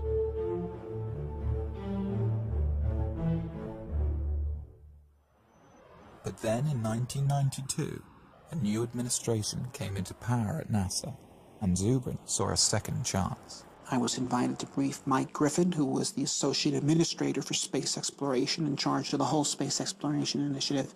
He immediately became a very strong supporter of Mars Direct. But before the engineers at NASA would take another look at Mars Direct, they wanted Zubrin to prove that producing rocket fuel on Mars could work. They gave Martin Marietta a small budget to do an experiment. Zubrin and his team built a machine called the In Situ Propellant Plant. It could take carbon dioxide, the dominant gas in the Martian atmosphere, combine it with a little hydrogen, and produce a methane-oxygen fuel. We did it in 3 months. With a very small team, we built a plant that was 94% efficient, And no one who actually participated in that effort was actually a real chemical engineer. They were all aerospace engineers, like me, who were simply dabbling in chemistry in order to prove to NASA that 19th century chemical engineering really worked. With the experiment a success, the administration had Zubrin give detailed briefings of the mission plan to the engineers at the Johnson Space Center. They liked it, but had some problems. Dave Weaver was the lead mission architect. There were a number of things that we were concerned about with Bob Zubrin's mission. First of all, we thought his estimates of mass were probably too optimistic. Didn't have sufficient margins for a variety of things, not the least of which would be things like provisions for the crew, the amount of water that would be required. We thought his ascent vehicle was very large, which meant his power requirements, his propellant requirements were much larger than needed to be. His trip times out were too long, and that for very little effort you could get them shorter. The other problem was the size of his crew. He had a 4-person crew. I think virtually every study that's been done says that a 4-person crew for a 3-year type of mission is probably not realistic. Weaver took Zubrin into his office, and the two men worked out compromise mission architecture. First, Weaver wanted 3 launches for every mission instead of 2. The first year, 3 ships would launch: a MAV, Mars Ascent Vehicle, an unoccupied HAB, and an ERV, Earth Return Vehicle. The HAB and MAV would land on the surface and begin producing fuel for the return flight and air for the crew. These craft would spend 2 solitary years on Mars, allowing NASA to test all of the systems before sending a human crew. Then, in the 3rd year, 3 more ships would launch, this time with the HAB occupied by astronauts. The other 2 ships are for a future mission, unless needed as a backup for this crew. Once on Mars, the team could also utilize the first HAB. Then, after a 1.5-year stay, the crew would climb aboard this small capsule and rendezvous with the return ship. This ship would carry them back home in a roomier environment than Zubrin's ERV. Zubrin called the plan Mars Semi-Direct. NASA called it the Design Reference Mission. They had a larger crew than we had. They had bigger ships. They had more equipment. They had heavier equipment. So they had to do the mission in 3 launches instead of 2, but it was done with the same principles of Mars Direct. The plan was subjected to the same cost analysis that tagged the 90-day report with a $450 billion price tag. The Design Reference Mission came back at a fraction of the cost, $55 billion. Spread out over 10 years, it could be done within NASA's existing budget. The plan made the cover of Newsweek. Here was a mission architecture that was affordable and could be done today with existing technology. But NASA's astronauts have not left low Earth orbit since.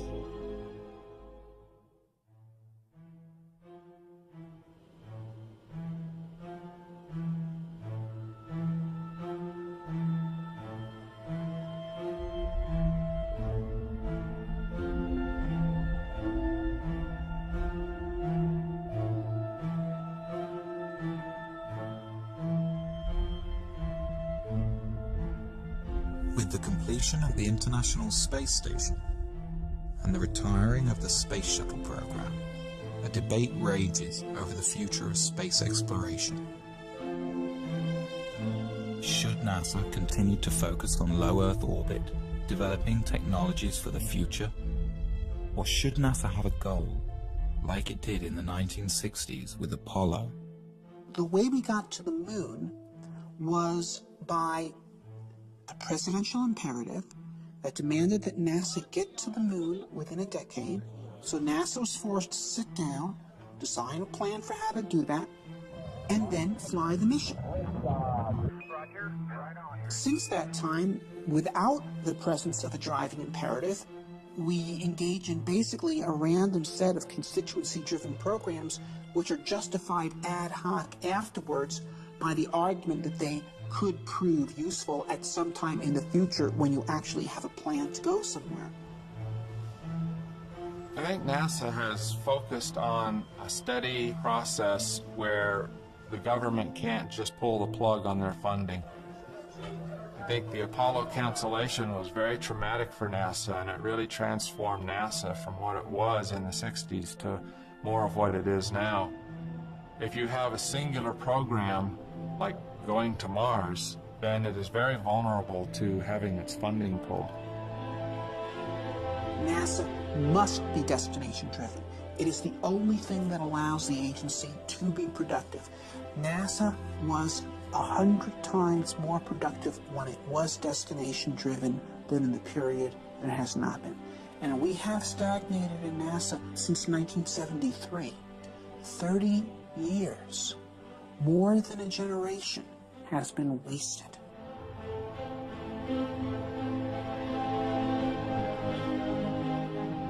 The American space program's been stagnant for 30 years. There's a once-in-a-generation shot right now to get it moving again by giving it a goal that'll take it somewhere.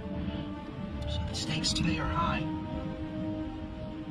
And if you ask me if I am nervous right now, I am.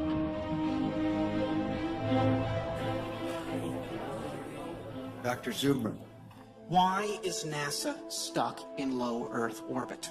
The problem with NASA's lack of current achievement is not money. The problem is lack of focus, it's lack of a goal. It shouldn't be humans to Mars in 50 years. It should be humans to Mars in 10.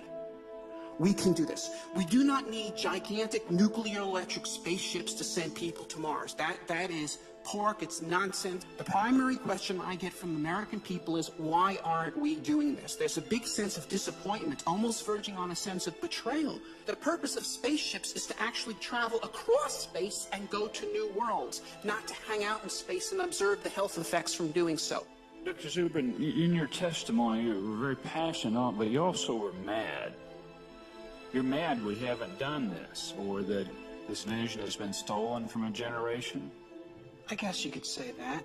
It's like Columbus coming back from the New World and Ferdinand and Isabella saying, so what, forget it, burn the ships. Okay, that's what has happened in this country.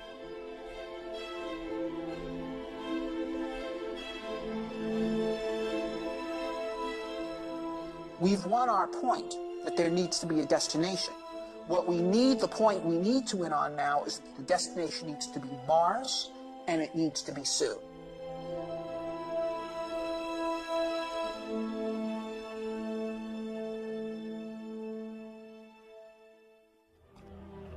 The movement to send humans to Mars in the near term began at the University of Colorado in 1978.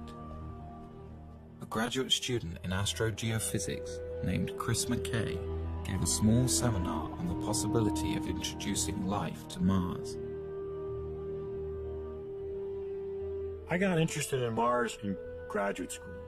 I entered graduate school the same year that Viking landed on Mars and sent back these images, and it sent back data that showed all the elements needed for life are here on this planet, and yet there's no life here. I don't know, that's odd. It's sort of the lights are on and nobody's home.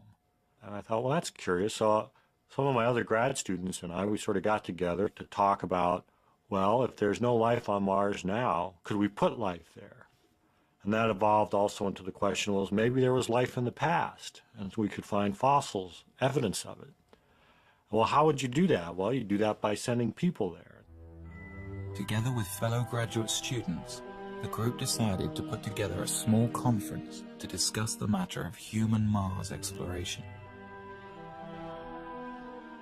We basically just started a forum. We invited everybody from all the NASA centers and from all the universities who were involved in it, and they all came. And it really was, in retrospect, I realized a very important step toward building a consensus for human exploration of Mars. In 1996, I published my first book, The Case for Mars, and the response was phenomenal. I got 4,000 letters from all over the world.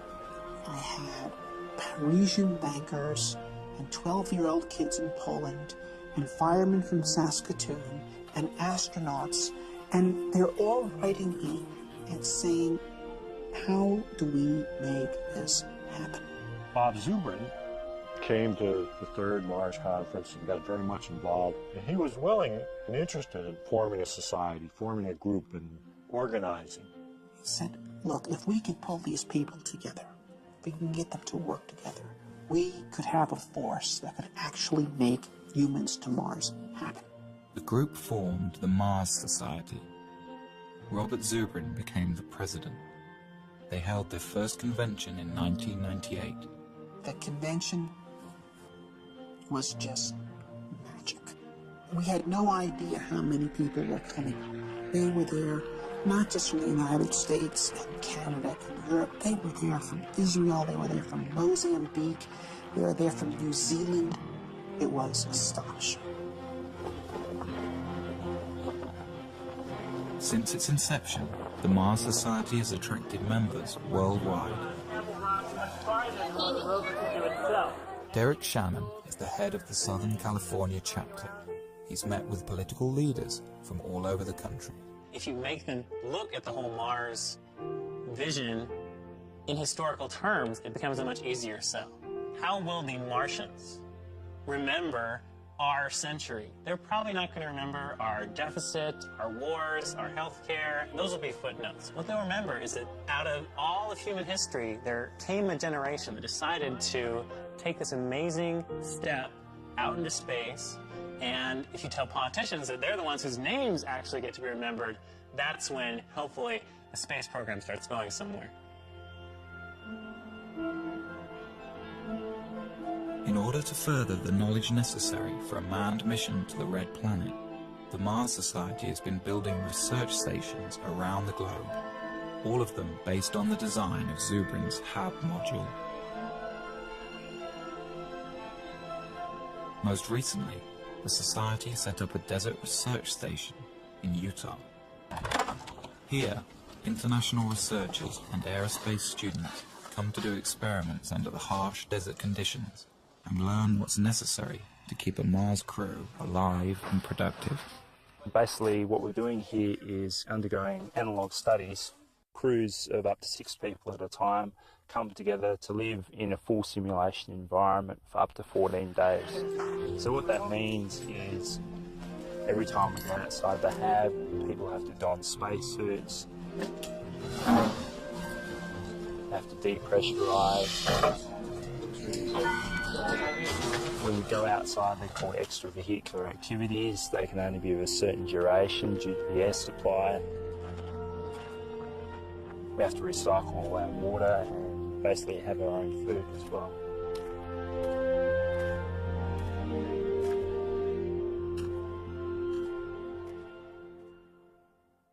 It's great to fantasize, but it's another thing when you have to put it together, when the nuts have to fit the bolts.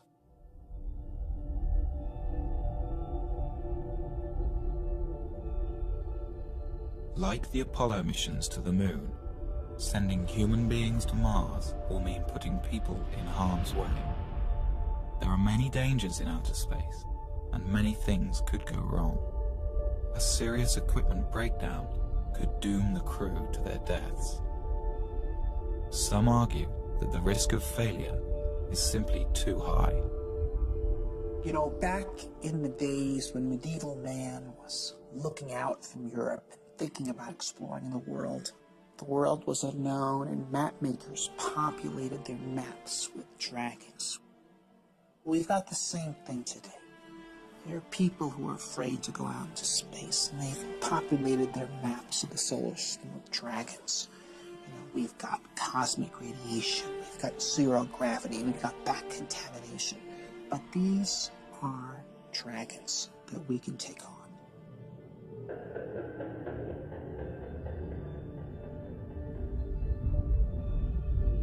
There are two kinds of radiation astronauts must contend with in outer space: solar flares and cosmic rays.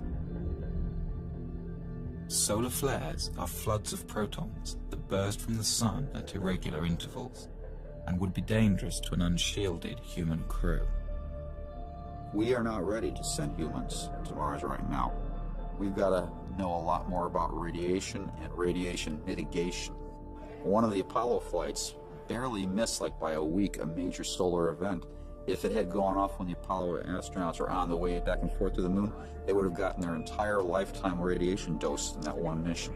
And that's just one solar flare. So that's why we worry about this. In the Mars Direct plan, Zubrin envisions a central insulated core where a crew can retreat to while the radiation passes by. The core would be surrounded by all the provisions of the mission. This should stop any harmful dose of radiation from reaching the astronauts. Basically, you use your pantry as your storm shelter. So a solar flare happens, the alarm bell rings, the crew goes into the storm shelter, they stay in there cramped up pretty tight for a few hours until the all clear rings and they come out. This is going to happen once, it might happen twice in the course of the mission. The second type of radiation is cosmic rays. This constant rain of charged particles comes from interstellar space and cannot be avoided without many meters of shielding. We can experience some of this type of radiation on Earth at high altitudes. Airline pilots who spend their careers flying high in the atmosphere can receive almost as much of this radiation throughout their life as a Mars astronaut would on a 2.5-year mission.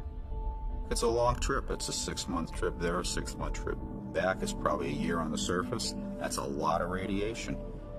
The best estimates are that the magnitude of that dose is not that great, perhaps 60 rem of radiation scattered over 2.5 years. Now, 60 rem of radiation delivered over a long period of time like that would not create any noticeable effects at all. It would, though it is believed, increase your statistical risk of getting cancer at some point later in your life by about 1%.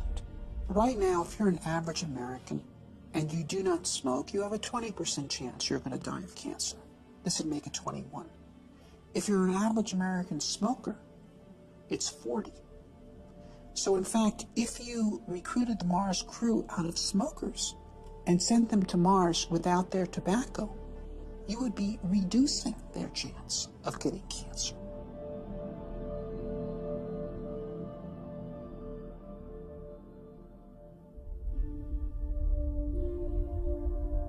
With the immense distance from Earth, never before experienced by a human being, with the constant dangers of outer space surrounding their small, life-sustaining craft, and with nowhere else to go, the psychological impact on a crew could be severe. Fear is real. I mean, it would be, to me, abnormal for a person to not feel the fear of getting on a rocket and launching into space and going to Mars. So I think fear is a very normal thing that all astronauts, in fact, are supposed to have. And I would be afraid to fly with someone who does not have fear. Some psychologists worry that cabin fever could set in, and the crew might literally go crazy. The human Mars mission is a more rigorous and difficult condition than most of us experience in daily life. But it is hardly a more difficult situation than many people have endured throughout human history. We could compare the Mars crew to the crew of 19th century or prior sailing vessels, many of whom were away from home for 3 years or more than 3 years, under conditions in which they're eating extremely bad food, without any medical knowledge to support their health, commanded by brutal officers. In every respect, the crew of a human Mars mission, with the full support of mission support and the whole world cheering for them and great rewards awaiting for them in life upon their return, is in a vastly superior condition. The Mars Direct crew will spend most of their time inside the 2-story hab, carefully designed to promote psychological well-being despite the confinement. The space where I think everybody would spend the most time, just like a lot of homes on Earth, would be the galley wardroom area. There would be chairs, a table, some kind of large screen for entertainment. You would have individual staterooms, about 4 or 5 feet wide.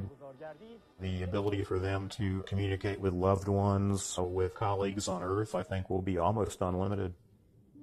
A Mars crew will need to be carefully chosen and thoroughly tested to ensure their ability to handle the extreme isolation.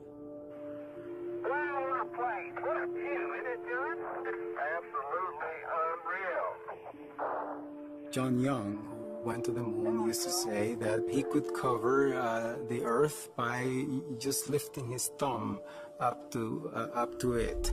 And he says that when you go to Mars, you are going to redefine the concept of loneliness.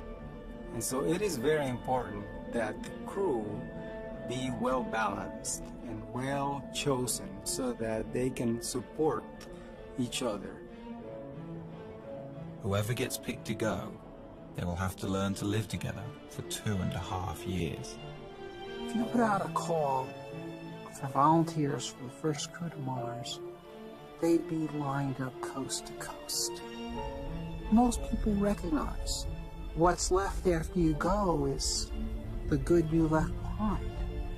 And to take part in a venture of this character, such a historic character of extending the reach of the human species, this is something of immortal significance.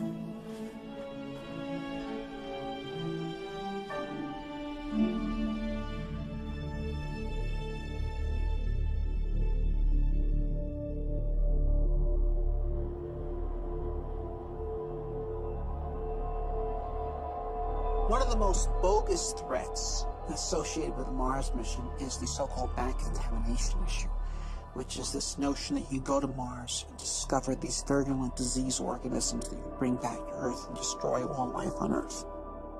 If we discover life on Mars, one fear is that our Earth biology will have no defense against possible Martian pathogens. Some argue that missions to Mars cannot be risked until we can prove Mars is free from harmful contaminants. This is completely nonsensical. There's natural transfer of material from Mars to Earth all the time. We get around 500 kilograms of unsterilized Martian rocks landing on Earth every year, and they have been doing so for the past 3-4 billion years. And so if there were Martian organisms that could contaminate the Earth, they've already done so. Although the prospect of Martian diseases seems remote, lawmakers have required that NASA create elaborate protocol to ensure that any extraterrestrial material stays contained. And like the Apollo astronauts, who spent 17 days in quarantine after their return from a sterile moon, the Mars crew will have to be thoroughly tested for any harmful Martian pathogens. The probability is infinitesimally tiny.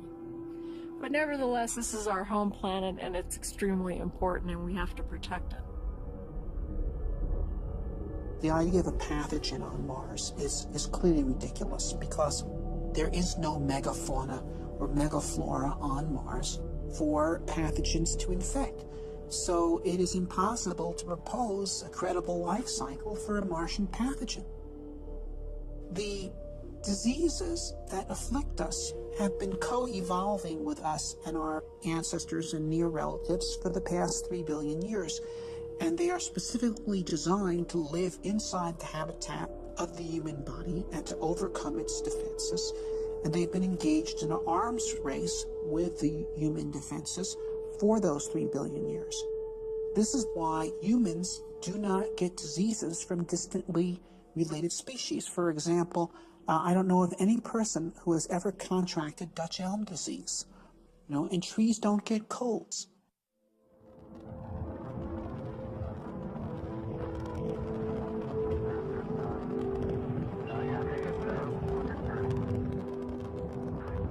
When the first Mars lander touches down, the crew will be staring out at a new world, a place that in 4 billion years, no eyes have ever seen.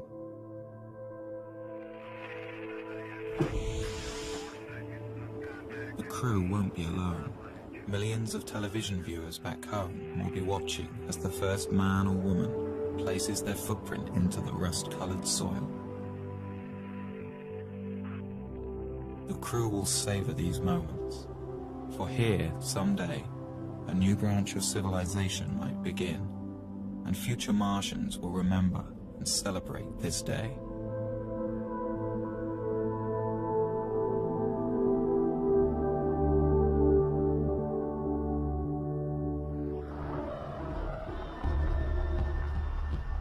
There is much for the crew to do and explore. One of their main mission objectives will be to search for signs of microscopic life.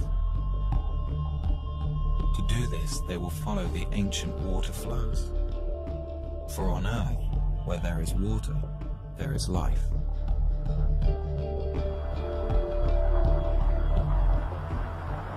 To help the crew in their search, they will have a pressurized rover that allows them to explore in a comfortable shirt-sleeve environment.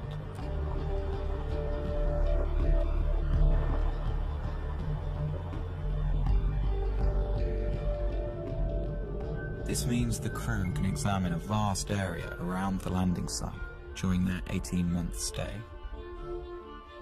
And there is much to explore. Mars has 58 different kinds of topography, and a surface area equivalent to all the continents of Earth combined.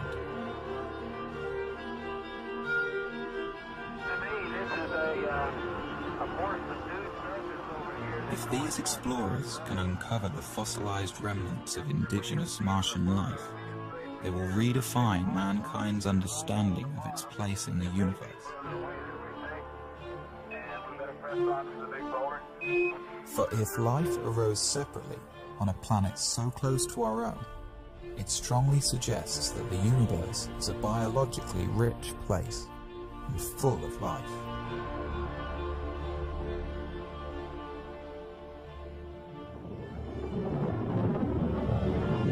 For some, the ultimate question on Mars, though, is will there be human settlements on the planet? Will Mars become a new branch of human civilization?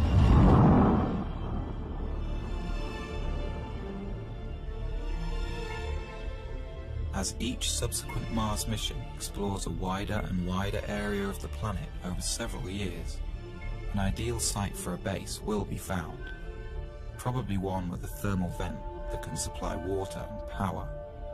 At that point, several HABs will be landed in this one spot, with crews that plan to stay for 4, 8, or even 12 years.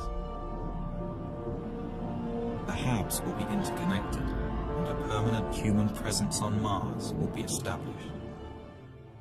This scientific community will have to learn to become self-sufficient, to be able to survive on Mars without supplies constantly being sent from Earth. But unlike any other planet in the solar system besides Earth, Mars has all of the fundamentals needed to make this possible. Its 24-hour and 37-minute day is critical for growing plants. It has all of the elements necessary for creating building materials like plastics, metals, and glass.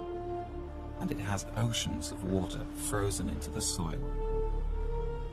If we can develop this craft of living on Mars, then Mars becomes inhabitable. Not immediately physically, but intellectually. I mean, look, what determines whether an environment is habitable or not? Is Colorado habitable? We're not naturally adapted to live in Colorado. We're tropical animals. No one could survive a single winter night here without technology, such as clothing, efficient use of fire. We invented our way into becoming people that could colonize such hostile environments.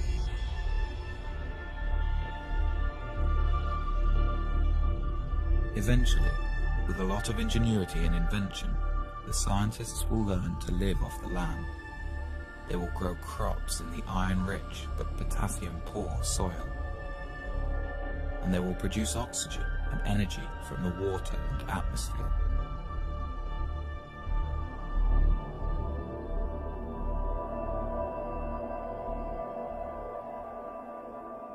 Sooner or later, children will be born, the first true Martians. They will grow up to see Mars as their home. With time, more and more people will arrive. These won't only be scientists, but settlers, people who plan to stay. They may come for all kinds of reasons, but to them, Mars will be a chance to start over, to build a new life for themselves.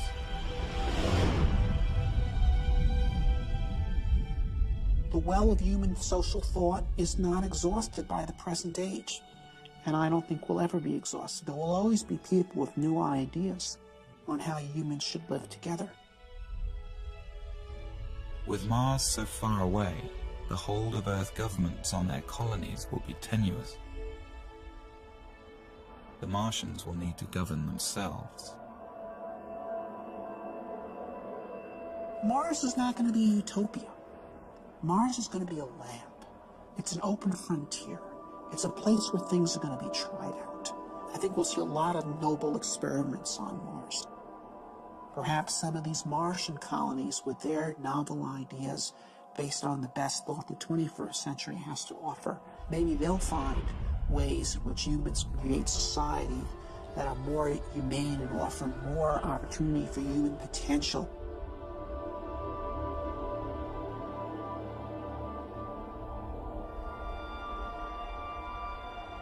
The ultimate dream of the Martians will be to terraform their planet, to make Mars as hospitable as Earth. This may not be as big a fantasy as it seems. Here we are on Earth, a world that's very sophisticated and developed and complete. And anything we do is just a subtraction. It's because we live in such a biologically rich planet. When we go to Mars, we have an opportunity that we don't have on Earth. Here's a planet that's died. Here's a world that's not full of biology, probably doesn't have any at all. Well, there, we can actually do something to help.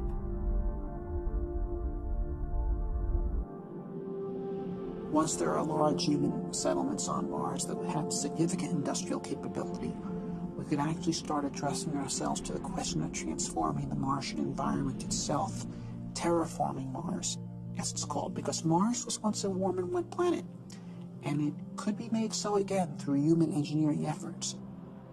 With daytime temperatures in the Martian tropical zone averaging around 0 degrees centigrade, and with an atmosphere only 1% as thick as Earth's, exposure to these elements by a human without a spacesuit would be instantly fatal. The first step to terraforming Mars and bringing it back to life will be for the Martian colonists to warm up their planet. Well, we know how to warm up planets. We're doing it on Earth by putting gases in the atmosphere. On Earth, it's not a good idea to warm up the planet. The temperature is just fine, thank you. We don't need it any warmer here. But in principle, if you could trap the sunlight reaching Mars today, every single photon that's hitting Mars, Mars would warm up in about 10 years. Well, obviously you can't trap every single photon that's hitting Mars, but you can trap about 10% of them with the greenhouse effect. So that would imply that Mars could warm up in about 100 years. Well, 100 years is a long time, but it's not astronomically long. One idea is to build small, automated factories that produce super greenhouse gases with no ozone-depleting side effects. Although these gases would be unwelcome on Earth, for the Martians they would be an efficient way to trap heat. Then within a few decades, we would raise Mars by more than 10 degrees centigrade.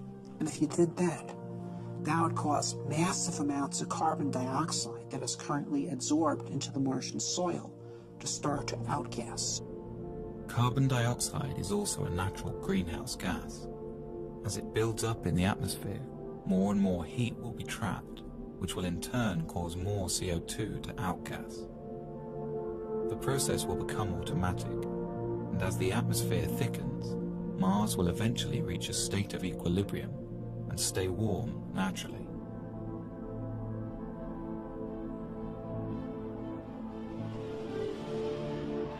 The rise in air pressure would mean that the human colonists could discard their pressure suits and walk around the surface of Mars carrying only a supply of oxygen.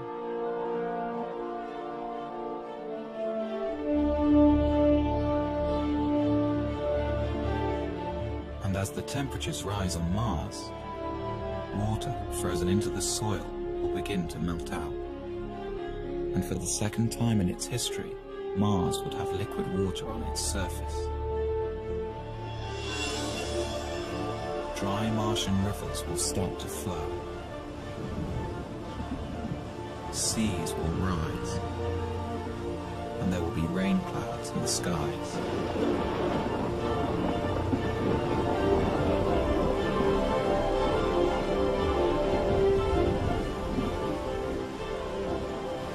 The return of Mars to its warm and wet stage will make it a fertile environment for life. Any indigenous Martian organisms lying dormant will begin to grow, and Mars will be full of Martians.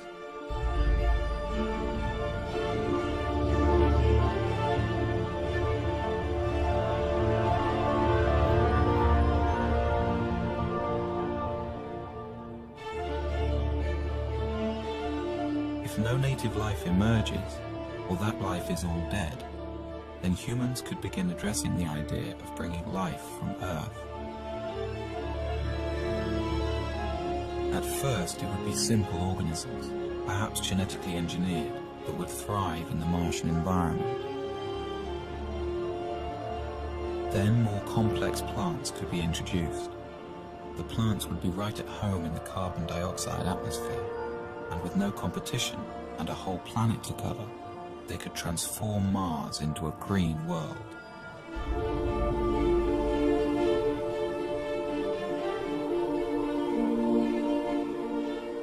Warming Mars so that it sustains life is rapid, but then the slow process of making the atmosphere breathable for humans and animals starts, and that's done by plants. Although the process will happen naturally, if the colonists can't find a quicker way, it will take tens of thousands of years. This is a philosophical debate. Many people think the universe has a big sign on it that says, "Do not touch. Leave it alone. It was made this way. It is not in our purview as human beings to change anything." I can respect that view, although I disagree with it. I think the universe has a big sign on it that says, "Go forth and spread life." Because when I look around the universe, I think life is the most amazing thing we see. It is just incredible. And we human beings are uniquely positioned to help spread life from this little tiny planet, which it seems to have been started on, beyond. And that's our gift. Earth's gift to the universe, I think, is the gift of life.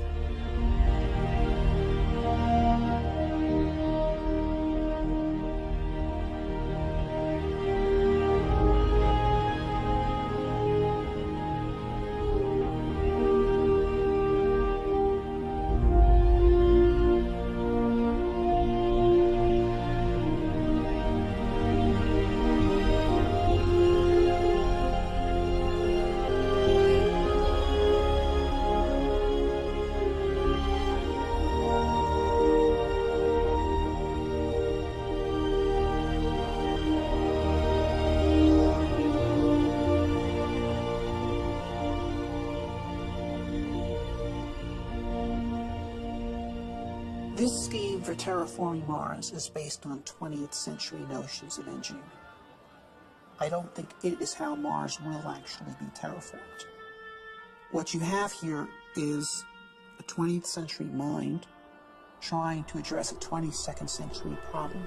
And so I think Mars will be terraformed by the 23rd century, not by the 33rd, by the 23rd. Things that would seem utterly fantastical to us is how it will actually be done. But it'll be done.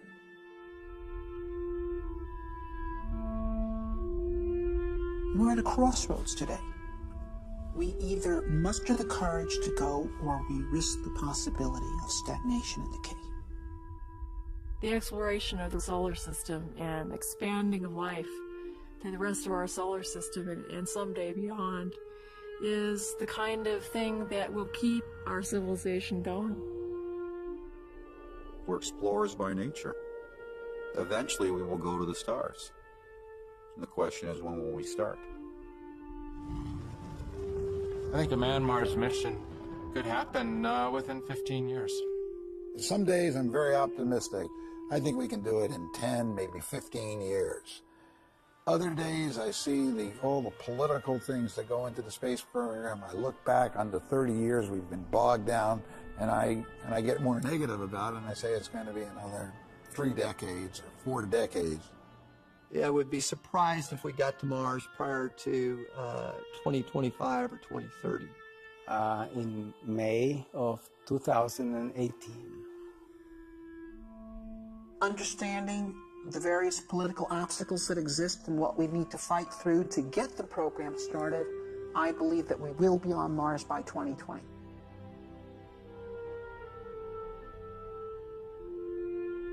You have to believe in hope. You have to believe in the future. There are more and more people coming around to the point of view that a positive future for humanity requires human expansion to space. We will eventually break through the forces of inertia that have been holding this thing back.